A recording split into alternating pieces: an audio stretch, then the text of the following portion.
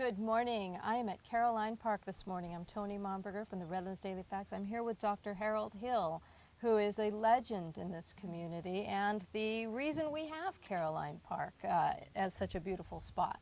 Dr. Hill, you were born in Redlands. That's right. 95 years ago, I understand, when Redlands Community Hospital was on Nordina, and your father delivered you.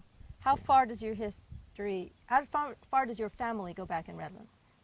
Well, my grandfather came here a year before Redlands was incorporated as a city in 1887 and began doctoring there in 1888. As a medical doctor? Yes, he came as a medical doctor. What was his and name? Beg your pardon? His name? Oh, his name was Merrill Washington Hill, and the family called him M.W. I mean, the senior members did. And he came here, why? Well, that's an interesting story, but don't let me digress too much. All right. He grew up in a small town in Vermont called Waterbury, Vermont, and one of his boyhood friends there, he grew up in his early years, came to Redlands here and started building a bank in 1887, and he decided he wanted a two-story brick bank, and the upper story would be for professional offices. And so when he got the bank started here, he got in touch with my grandfather, told him it would be a real chance to get in on the beginning of things out here, and he's had some office space for him in the only office building in town. Where was that? When was that? Where? In downtown Redlands. On State Street? It was on, yes, the corner of State Street and Orange. At Orange. The building isn't there now. Where Charlie Jules is, or Ozell's, or where the mall parking lot is? I think it's kitty corner I never really thought about it that way, but I think it was on the northwest corner. Okay. Across from Ozell's. Kind of where Denny's is, and okay, gotcha. Okay, so he came out to Redlands, and it would have been 1880. 88 was when the city was incorporated in 1887. They started preparing for it. Okay. So that was probably started in 1887. So before the medical center was built at the court there on Vine and 6th, and before the hospital was established on Nordina? Well, of course, there wasn't any hospital in Redlands probably for the first 15 or 20 years. I don't know exactly when the Nordina Hospital, first Redlands Hospital, aside from the house across the street that was used temporarily. Well, I think that was along before World War in the early teens then. Okay, so the doctors of Redlands are part of your history. Your father was also a doctor. Yeah. He delivered you. Yeah. That's wonderful. Okay, and I'm going to jump into your life. Let's get into your. You went to RHS?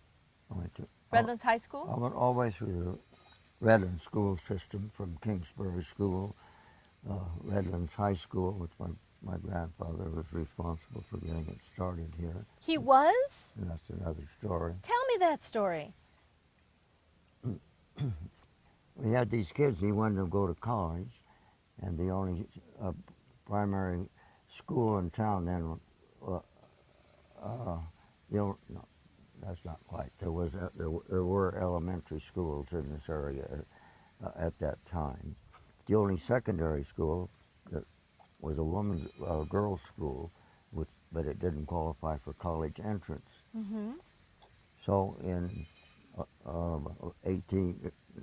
approximately 1890 or 91, there was a state law that came into effect which said if you had enough elementary schools in your district to support a secondary school, a high school, then you could do that through the county, and the county could tax for it and support it. So he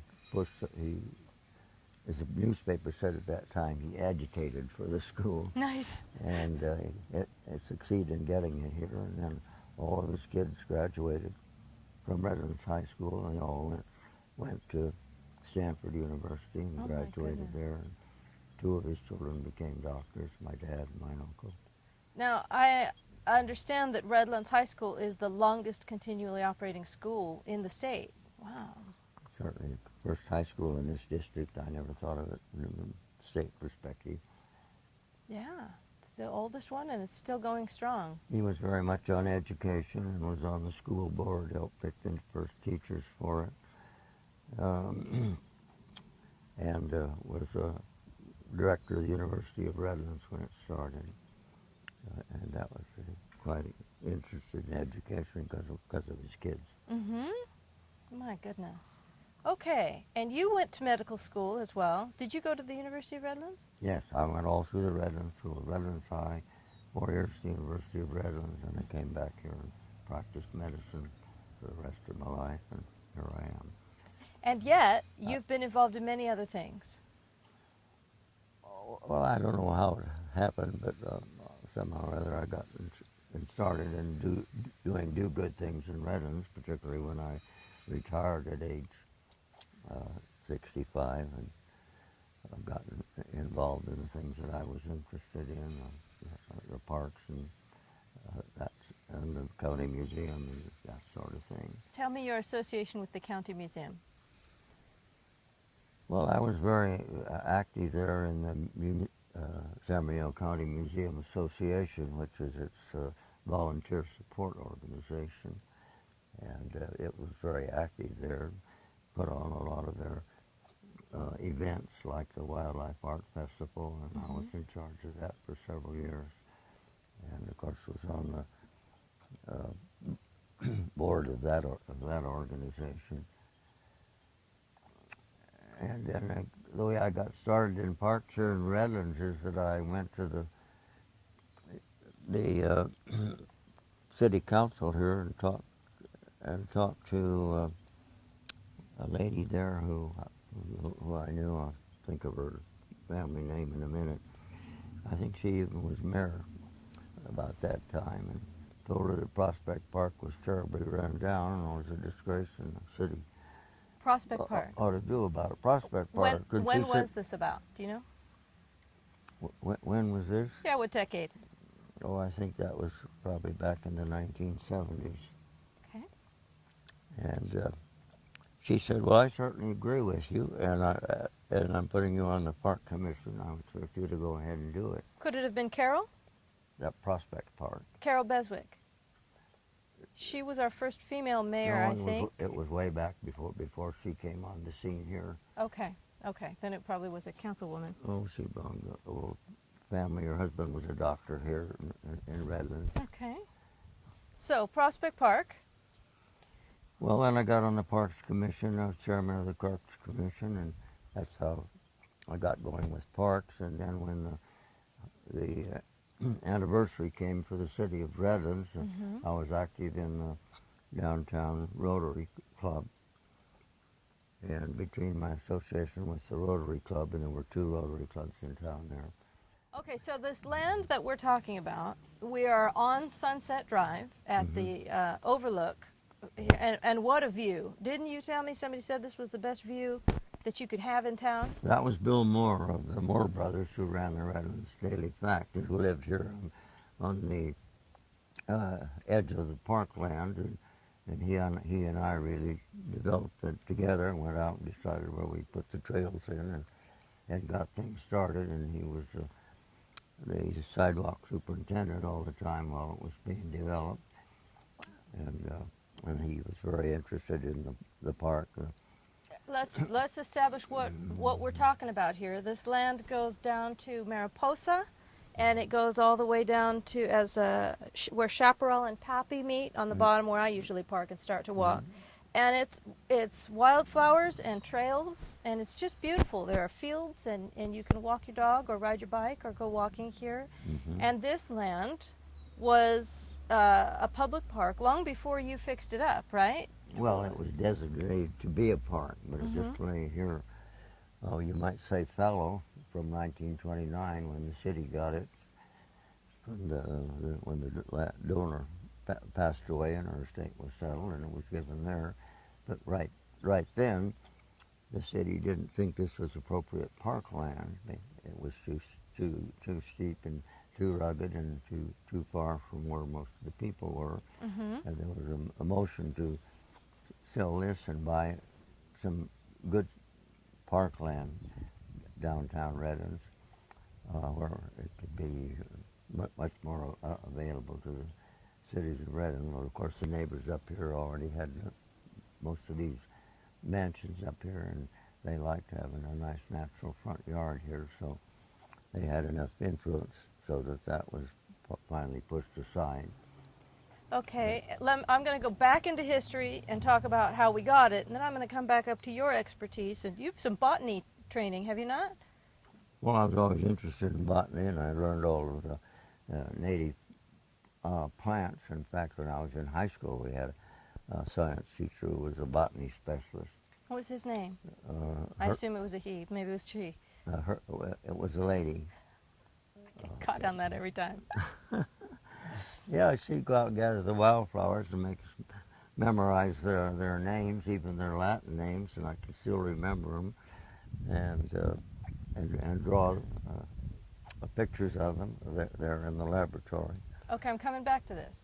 This park is called Caroline Park. Mm-hmm. I know we have Caroline and Olivia Phelps came here from, I'm going to see if I get this right, but correct me if I'm wrong. Came here from New York, and they were wealthy, and they were sisters, unmarried, no children, Right. and They were philanthropists. indeed wealthy. They had their own private train car, which originally had come out here and parked because the railroad line had come through, and then they decided they'd build it here as a winter home, and then they decided to retire here. And they did to a mansion on Mariposa, Yes, the one that sets way back as the hairpin goes around it, Yes. was yes. where they lived. And then Caroline died first. Is that accurate? And Olivia She donated just died this a couple land. of years after they came out here and moved in. Mm-hmm. And she was interested in the wildflowers, as it said in the gift, that she hoped the wildflowers could be saved for the children, and the natural vegetation to be kept as much as possible. So that gave us an obvious theme for the park. Uh-huh. And everything here is a Southern California native plant, or derivative of one, because you have to go to the nurseries now to get the natives. You don't go out and dig them up out in the hills, Uh-huh. because they don't transplant well when they're mature, and I guess it's against the law anyway. So it's all Southern California, even the areas that we've landscaped, like this area right here where we're sitting on the overlook of the park. These are all native Southern California plants, That's even wonderful. though most of them came out of a nursery. Mm-hmm. But the three canyons here, there's three canyons that run from north to south through the park. They were so steep that the native vegetation was never destroyed.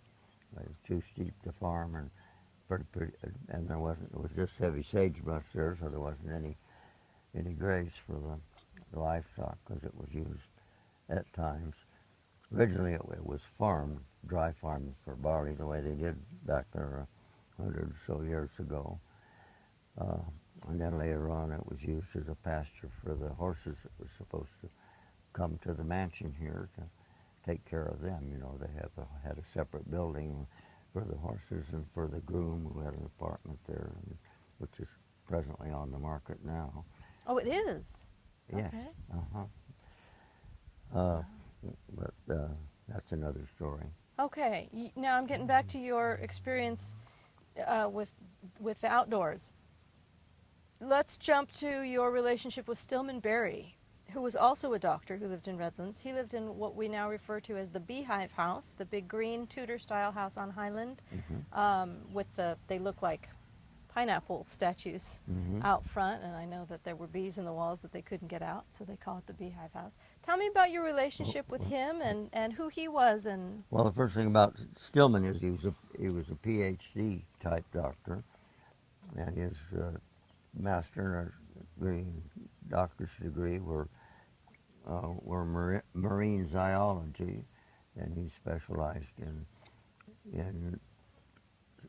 shell and snails, both land snails and seashells, and another related sea organization. His real specialty was in land snails, and he was a world authority on land snails and described, I don't know, 75 new species or something like that.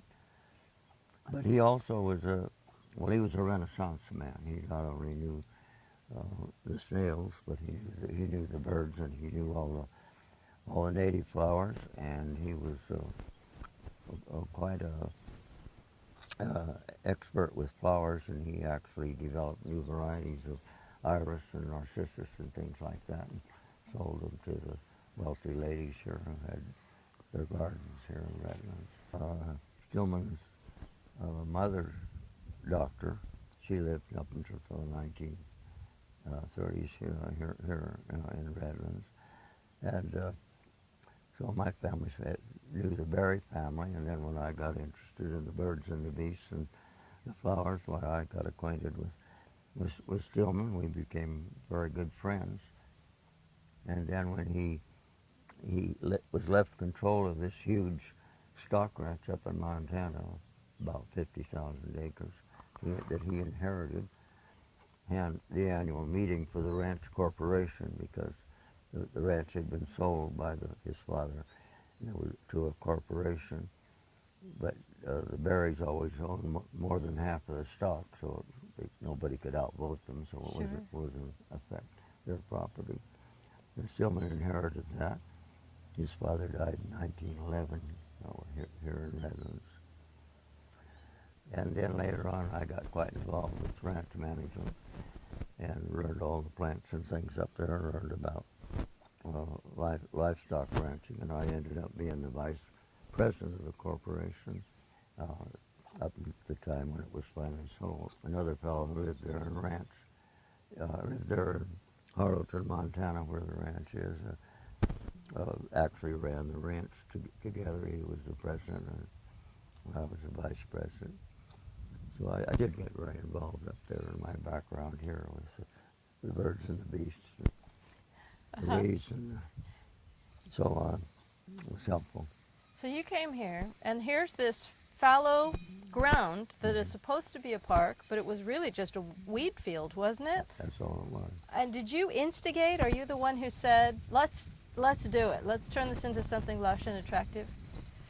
Well, yeah, it was entirely my idea, because right there I was active in both Rotary and the city parks department.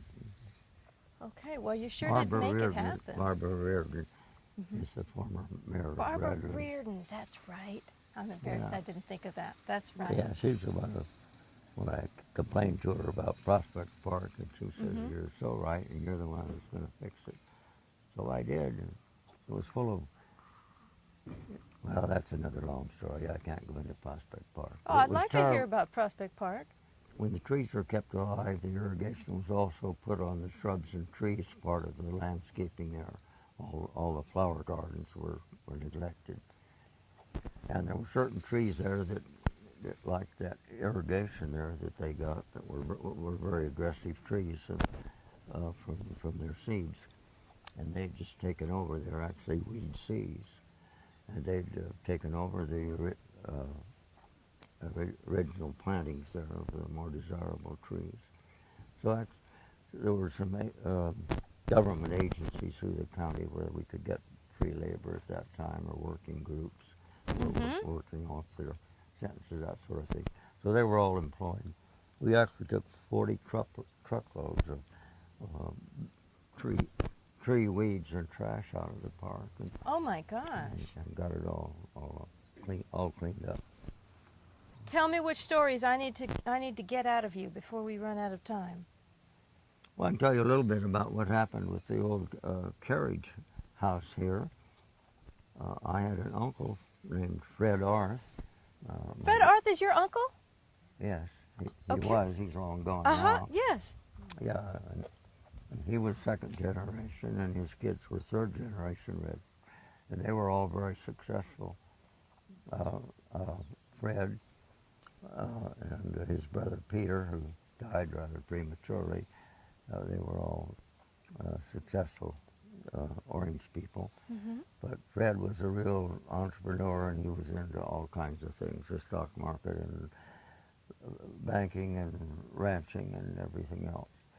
And he used to buy up some of these mansions around here when they came on the market, when they were very cheap because nobody was really interested in buying them at that time. And sometimes he'd live in them, he'd fix them up and sell them. And in that project that he sort of did on all of his other things, he got a hold of the mansion here, the Stokes Mansion, and actually lived in it for a while, put a swimming pool in the yard for his kids, and he was raising Arabian horses then.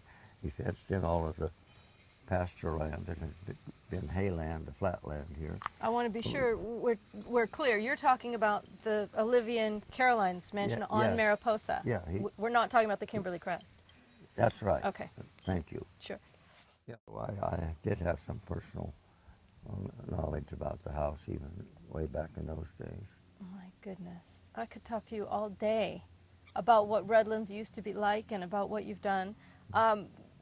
You're active in some other groups here. I've heard your name mentioned just basically in association with historic preservation, helping to keep the character of this community. When I retired at age 65 from medicine here in Redlands, I got in touch sooner or later with all of the new good things around town that reflected my own interests, and I became very active in the San Bernardino County Museum Association, which is a support group there. I was on the foundation supporting for the Redlands Hospital, and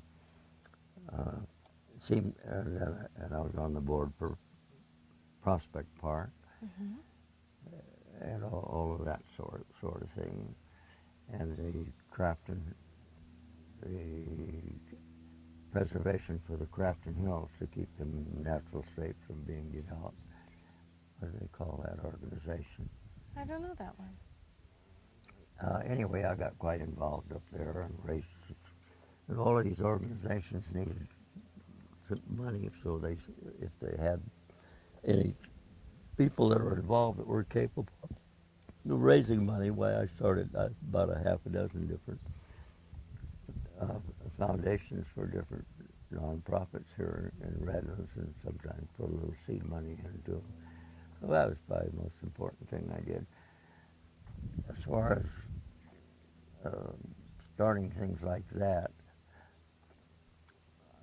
when the Montana Ranch was sold, I required that they put a conservation easement on the ranch, and we, in memory of Stillman Berry, but of course that decreased the value of the ranch for sale if you put restrictions on it. Sure. But then all of the major recipients, I convinced them that they owed it to Stillman.